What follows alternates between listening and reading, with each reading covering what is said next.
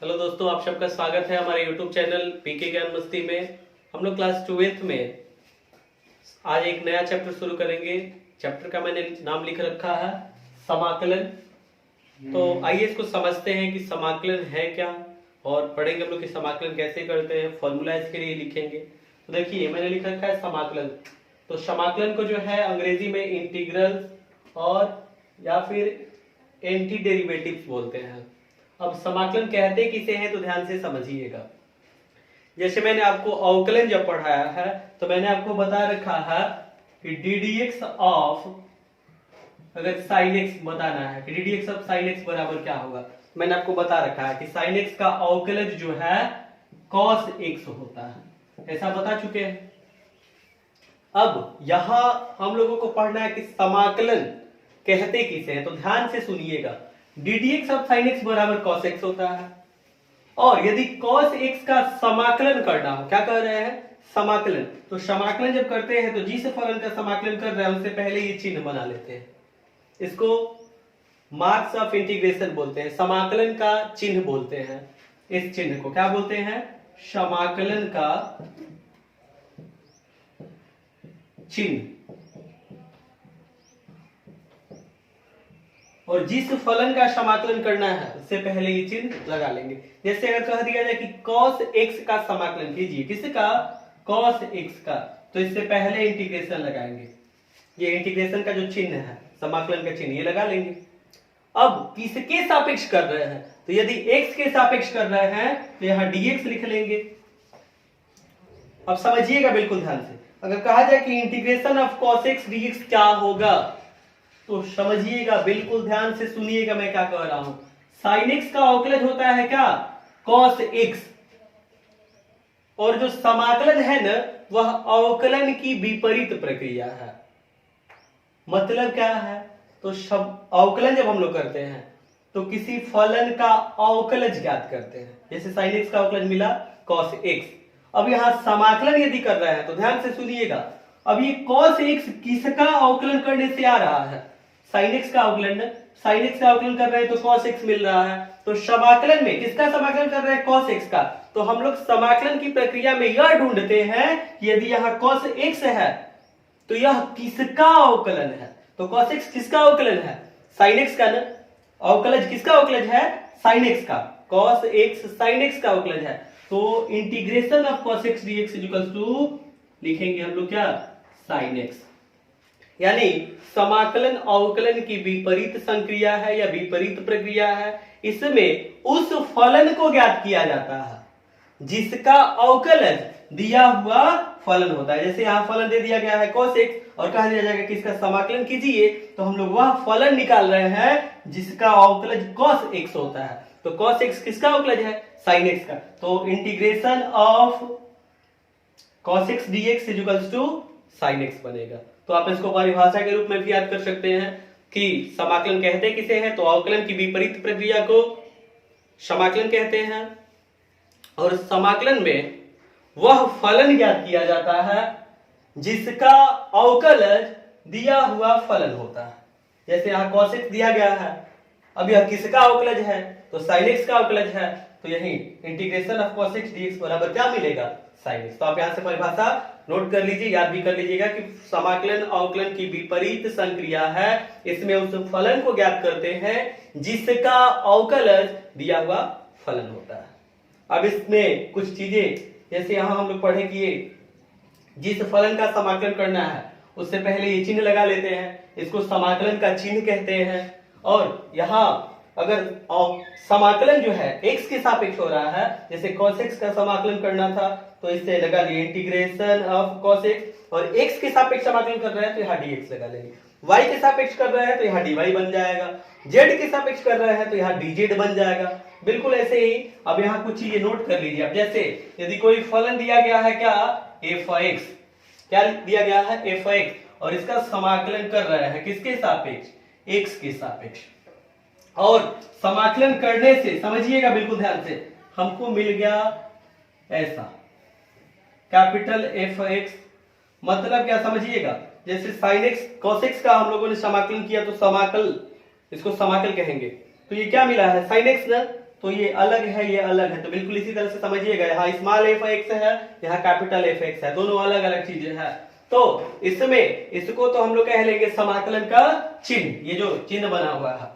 dx को यह कहेंगे कि dx यह दर्शा रहा है कि समाकलन किसके सापेक्ष हो रहा है, x के सापेक्ष, समाकलन x के सापेक्ष हो रहा है, यह दर्शा रहा है। कौन? dx। तो dx का मतलब यह है कि समाकलन x के सापेक्ष हो रहा है।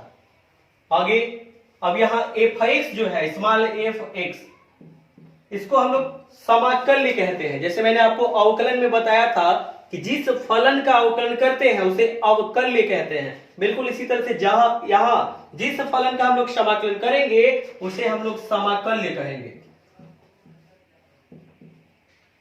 समाकल्य। और समाकलन करने के पश्चात जो मिल रहा है, जैसे अवकलन में अवकलन करने के पश्चात जो मिल रहा था फलन, उसको हम लोग अवकलज कह रहे थे। और यहां समाकलन में जब समाकलन की प्रक्रिया पूर्ण हो जाएगी और इसके बाद जो फलन मिलेगा इसको समाकल्य, इसको तो समाकल्य बोले, इसको बोलेंगे समाकल। तो यहां कैपिटल एफ एक्स जो है, कैपिटल एफ एक्स, इसको कहेंगे हम लोग कि यह समाकल है, यह समाकल है। किसका? एफ एक्स का, स्मॉल एफ एक्स। तो यहां समझिएगा, यहां स्मॉल एफ लिखा गया, यहां कैपिटल एफ है, दोनों में अंतर है। तो यहां जो कैपिटल एफ एक्स वाला आ रहा है, समाकलन करने के बाद जो आ रहा है, इसको क्या कहेंगे हम लोग? समाकल कहेंगे, समाकल। और समझिएगा, ये जो फलन लिखा गया एफ एक्स है ना, इसमें चर राशि है क्या? तो जैसे यहां हम लोग लिख रहे हैं cos x, तो इसमें चर राशि x आ रहा है ना, उसी तरह से यहाँ एफ एक्स में x चर राशि है। तो x को, इसमें जो x लिखा गया है, इसको समाकलन, समाकलन चर कहते हैं। समाकलन चर क्या है? इसमें x है, एफ एक्स में समाकलन चर x है। समझिएगा बिल्कुल ध्यान से। मैंने जैसे कहा integration of cos x dx क्या होगा, तो मैंने कहा आपसे कि आप यह ढूंढिए कि cos x किसका अवकलज है, sin x का ना। तो integration of cos x dx equal to sin x होगा। यह फॉर्मूला भी मैं आगे लिखवाऊंगा। अब समझिएगा, sin x में यदि मैं ऐसे c जोड़ दूं, और यहां c है क्या? स्वेच्छ अचर है। स्वेच्छ अचर कहने से मतलब यह है कि हम लोगों ने एक अचर संख्या अपने से लिख लिया है। अब यह स्वेच्छ अचर, यहाँ c का मान कुछ भी हो सकता है, 1 हो सकता है, 2 हो सकता है, 0 हो सकता है, 2/3 हो सकता है, 9 हो सकता है, -1 हो सकता है, यानी कि c का मान कोई भी अचर संख्या हो सकता है। तो समझिएगा, यदि sin x प्लस c का अवकलन करेंगे हम लोग, किसका? ddx of sin x plus c। तो जब इसका अवकलन करेंगे हम लोग, तो sin x का अवकलन cos x, और c जब स्वेच्छ अचर है तो अचर राशि का अवकलज शून्य होता है, मैंने आपको बता रखा है अवकलन में। तो यहाँ ddx ऑफ c क्या बनेगा? शून्य। तो मिलेगा क्या? cos x न, cos x मिल रहा है, तो सुनिएगा बिल्कुल ध्यान से मैं क्या कह रहा हूं। तो sin x प्लस c का अवकलन कर रहे हैं तो अवकलज cos x मिल रहा है। मतलब हम लोग यह भी कह सकते हैं कि cos x किसका अवकलज है?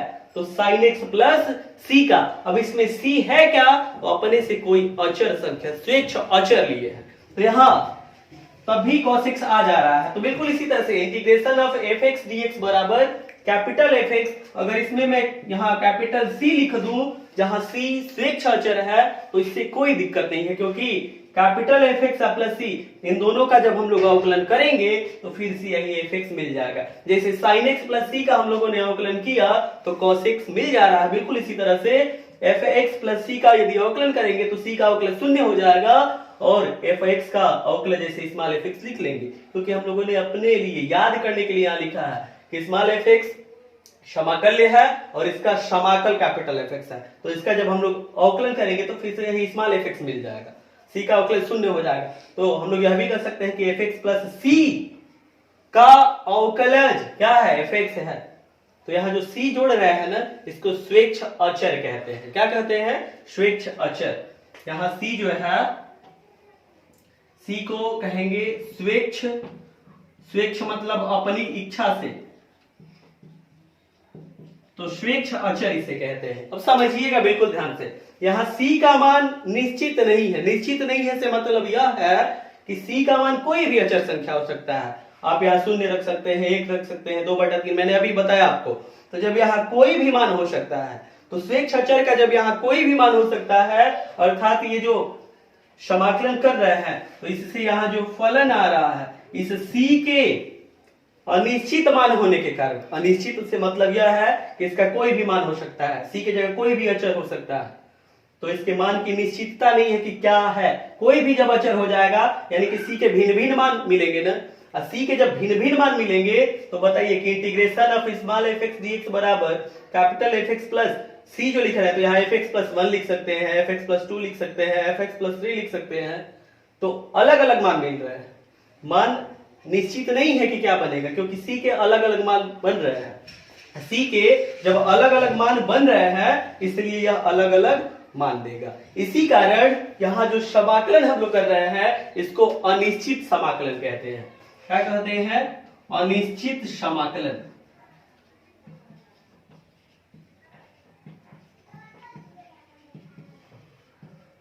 इसको अनिश्चित समाकलन कहते हैं। और आगे हम लोग निश्चित समाकलन भी पढ़ेंगे, तो पहले ये जितना भी हम लोग आगे फॉर्मूला लिखेंगे वो सब आप याद कर लेंगे। अनिश्चित समाकलन के तहत सब लोग सब फॉर्मूला लिख लेंगे हम लोग, और फिर आगे निश्चित समाकलन आएगा उसको भी समझेंगे, पढ़ेंगे। तो अभी जो मैंने बताया आप इसको नोट कर लीजिए, ताकि सवाल जब बताएंगे उस समय बोलेंगे। जैसे यहाँ स्मॉल एफ एक्स है, जिसका समाकलन कर रहा है उसको हम लोग क्या कहेंगे? तो समाकल्य कहेंगे। यहाँ जो इससे पहले चिन्ह बनाते हैं इसको समाकलन का चिन्ह कहते हैं। dx यह दर्शा रहा है कि समाकलन x के सापेक्ष हो रहा है, और fx में ये जो x है इसको समाकलन चर कहते हैं। समाकलन करने के पश्चात जो मिल रहा है कैपिटल एफ एक्स, इसको समाकल कहते हैं। और यहाँ प्लस सी करके जो लिखा गया है इसको स्वेच्छ अचर कहते हैं। ये स्वेच्छ अचर है, या फिर समाकलन अचर भी कहते हैं इसको, कि समाकलन अचर क्या लिया गया है? सी लिया गया। तो ये चीजें आप नोट कर लीजिए। फिर आगे समाकलन के लिए जो मानक फलन है उनका क्या समाकल होता है, मैं सूत्र लिखवा रहा हूं, तो जल्दी से इसको नोट कर लीजिए। तो मैं फॉर्मूला लिखवा रहा हूं, आप इसको नोट कर लीजिए, और साथ ही साथ जो फॉर्मूला मैं लिखवाने जा रहा हूं उसको कंठस्थ भी कर जाइएगा। तो चलिए फॉर्मूला लिखते हैं, ध्यान दीजिएगा। पहला सूत्र लिख रहा है integration of x to the power n dx equals to formula होता है x to the power n plus 1 upon n plus 1। और यहाँ कंडीशन एक होता है कि जो n का मान है वह -1 के बराबर नहीं होना चाहिए, और -1 को छोड़कर n का मान -2 बन जाए, -3 बन जाए, -4 बन जाए, -3/2 हो जाए, यानी -1 को छोड़ के अन्य कुछ भी मान बन जाए n का, तो फॉर्मूला ये यूज करेंगे हम लोग। आगे सूत्र है इंटीग्रेशन ऑफ, अब समझिएगा हम लोगों ने यहां लिखा कि n का मान यदि -1 ना हो तब ऐसे dx of x to the, यहाँ integration of x to the power n dx, इसके लिए सूत्र ऐसा होता है। यदि n का मान -1 हो तब क्या होता है, तो समझिए x की घात -1 रहेगा, यानी कि 1/x है ना, और 1/x का integration of 1/x dx equals to formula होता है log x। अब एक चीज समझिएगा, यहाँ जितना भी फॉर्मूला लिख रहे हैं सब अनिश्चित समाकलन में पढ़ रहे हैं ना, तो हम लोग इसके साथ चाहे तो स्वेच्छ अचर जोड़ सकते हैं c को। इसी तरह से यहाँ log x प्लस c क्या है? स्वेच्छ अचर है। इसके लिए log x होता है, या फिर अगर आप इसको ऐसे लिखते हैं log और mod में x प्लस c, तो दोनों में से कोई फॉर्मूला हो सकता है, ये भी है ये भी है। log mod x भी लिखते हैं प्लस c, या फिर log x प्लस c। अब यहाँ c है क्या? तो जितने भी सूत्र मैं लिखवाऊंगा सब में c जो है स्वेच्छ अचर है। आगे लिखते हैं फॉर्मूला। तीसरा फॉर्मूला नोट कीजिए, इंटीग्रेशन ऑफ 1 dx। अगर ऐसा है तो इसके लिए सूत्र होता है x, और स्वेच्छ अचर अपने से जोड़ लेंगे हम लोग प्लस c। आगे चौथा सूत्र नोट कीजिए, integration of sin x dx। तो integration of sin x dx के लिए सूत्र होता है -cos x, और स्वेच्छ अचर अपने से जोड़ लेंगे हम लोग प्लस c। पांचवा सूत्र नोट कीजिए, integration of cos x dx, इसके लिए सूत्र होता है sin x प्लस अपने से स्वेच्छा जोड़ लेंगे हम लोग, क्योंकि अनिश्चित समाकलन चल रहा है और अनिश्चित समाकलन इसी वजह से कहते हैं क्योंकि इसमें जो स्वेच्छा अचर c है इसका मान निश्चित नहीं है, कोई भी अचर हो सकता है। आगे हल करते हैं, आगे फॉर्मूला लिखते हैं। तो देखिए आगे लिखिए 6 number formula, integration of sec x, integration of sec x into tan x dx बराबर सूत्र होता है sec x प्लस अपने से जोड़ लेंगे स्वेच्छा अचर c। आगे 7वां सूत्र नोट कीजिए, integration of cosec x into cot x dx बराबर सूत्र होता है माइनस cosec x प्लस अपने से जोड़ लेंगे स्वेच्छा अचर c। आगे लिखिए formula, integration of sec square x dx बराबर फॉर्मूला होता है tan x, अपने से स्वेच्छा अचर जोड़ लेंगे यहाँ tan x प्लस c। आगे लिखिए सूत्र, integration of cosec square x dx बराबर फॉर्मूला होता है minus cot x plus c। 10 number सूत्र लिखिए, integration of e to the power x dx equals to formula होता है e to the power x plus अपने से स्वेच्छा अचर लिख लेंगे c। ये फॉर्मूला नोट कीजिए और फिर आगे इन सूत्रों को मिटा के फिर आगे सूत्र लिखवा रहे हैं। आगे सूत्र नोट कीजिए, 11 नंबर फॉर्मूला है integration of a to the power x dx, इसके लिए सूत्र होता है a to the power x upon log a plus अपने से हम लोग स्वेच्छा अचर जोड़ लेंगे c। 12 नंबर सूत्र नोट कीजिए, इंटीग्रेशन ऑफ 1 अपॉन रूट में 1 माइनस एक्स स्क्वायर dx, इसके लिए सूत्र होता है साइन इनवर्स x प्लस अपने से स्वेच्छा अचर जोड़ लेंगे c। आगे फॉर्मूला नोट कीजिए, 13 नंबर सूत्र, इंटीग्रेशन ऑफ -1 अपॉन रूट में 1 minus x square dx equals to formula होता है माइनस cos इनवर्स x होता है, बस माइनस नहीं होता है, equals to cos inverse x plus स्वेच्छा अचर जोड़ लेंगे हम लोग अपने से c। आगे हल करते हैं, लिखते हैं सूत्र। तो 14 नंबर सूत्र लिखिए, integration of 1 upon 1 plus x square dx equals to सूत्र होता है tan इनवर्स x प्लस अपने से स्वेच्छा अचर जोड़ लेंगे c। आगे लिखा जाए सूत्र, 15 नंबर सूत्र नोट कीजिए, integration of -1 upon 1 plus x square dx, तो इसके लिए सूत्र होता है cot इनवर्स x प्लस अपने से स्वेच्छा अचर जोड़ लेंगे c। 16 नंबर सूत्र नोट कीजिए, integration of 1 upon x into root में एक्स स्क्वायर माइनस 1 dx बराबर सूत्र होता है सेक इनवर्स x प्लस अपने से स्वेच्छा अचर लिख लेंगे यहां जोड़ के c।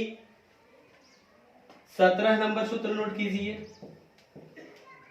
Integration of -1 upon x into root में x square minus 1 dx equals to सूत्र होता है cosec इनवर्स x प्लस स्वेच्छा अचर जोड़ लेंगे हम लोग अपने से c। इन सूत्रों को नोट कीजिए और यहां जो 17 सूत्र हम लोगों ने नोट किया। इसके बाद में कुछ चीजें आपको नोट करके लिखवा रहा हूं, उसको लिख लीजिए। और अभी जो फॉर्मूला लिखे हैं हम लोग और जो नोट लिख लेंगे तो इसके पश्चात जो एनसीईआरटी किताब है उसका पहला प्रश्नावली हम लोग हल कर लेंगे। तो इन सूत्रों को नोट कीजिए, फिर आगे मैं नोट करके लिखवा रहा हूं।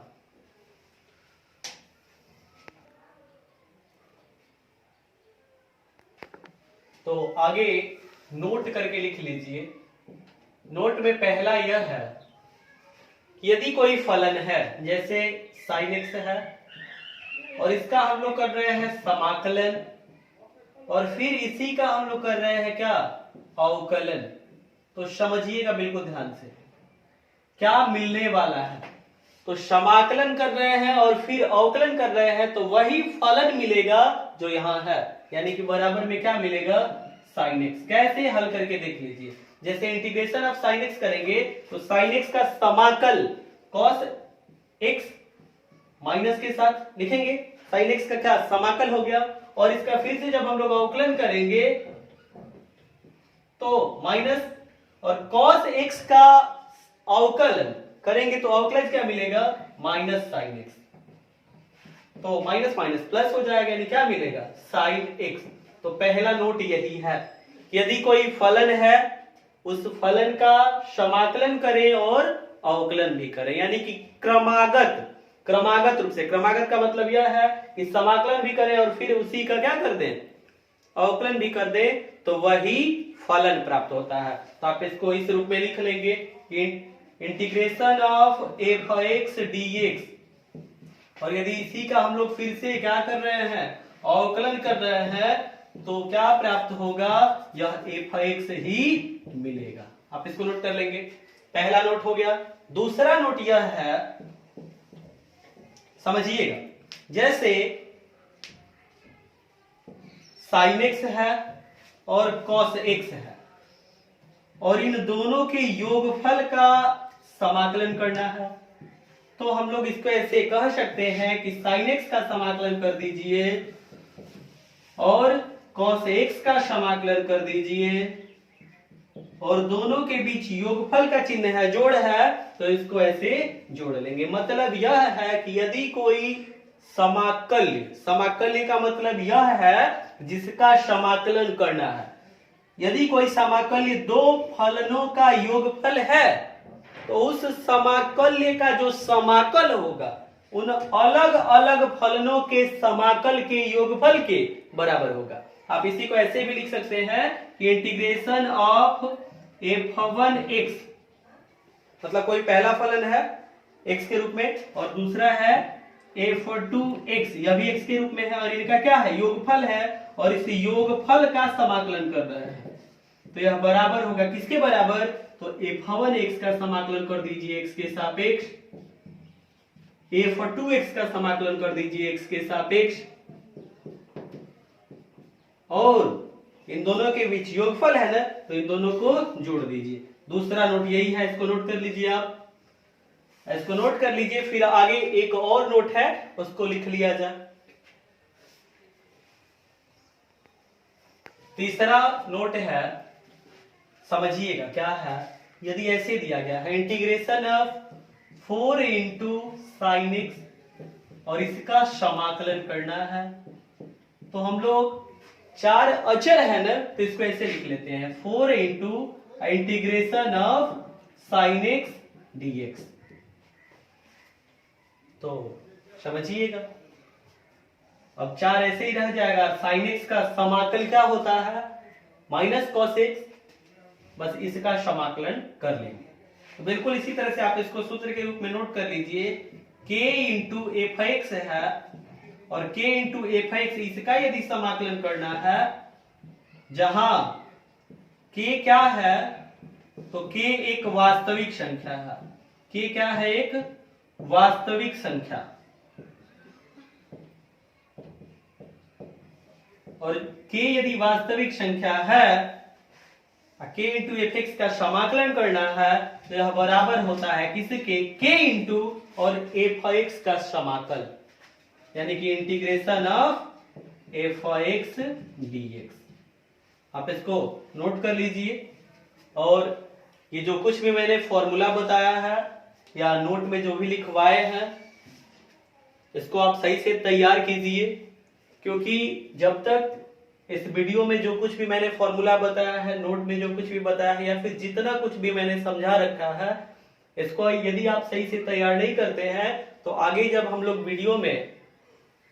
आगे आने वाली वीडियो में जब हम लोग पहला प्रश्नावली हल करेंगे समाकलन का, तो आपको समाकलन सही से समझ में नहीं आएगा। तो उसको सही से समझने के लिए यह जरूरी है कि इस वीडियो में मैंने जितना भी बता रखा है आप इसको सही से तैयार कीजिए। इस फॉर्मूले को जो कुछ भी इसमें मैंने लिखवा रखा है इसको सही से याद कीजिए, कंठस्थ कर जाइए बिल्कुल। और इसके पश्चात हम लोग आगे आने वाली नई वीडियो में हम लोग इसका पहला प्रश्नावली हल करेंगे। तो ये जो कुछ भी मैं वीडियो में आपको समझाता हूँ, बताता हूँ, यदि आपको ये पसंद आता है तो इसे अपने दोस्तों के साथ शेयर कीजिए। और जो हमारा चैनल है पीके ज्ञान मस्ती, उसको सब्सक्राइब कर लीजिए और बेल नोटिफिकेशन को भी प्रेस कर लीजिएगा, ताकि जब भी मैं नई वीडियो कोई अपलोड करूं आपको उसकी जानकारी प्राप्त हो जाए। फिर मिलेंगे हम लोग अगले वीडियो में। तब तक के लिए जो फॉर्मूला है इसको आप तैयार कीजिए। जय हिंद दोस्तों।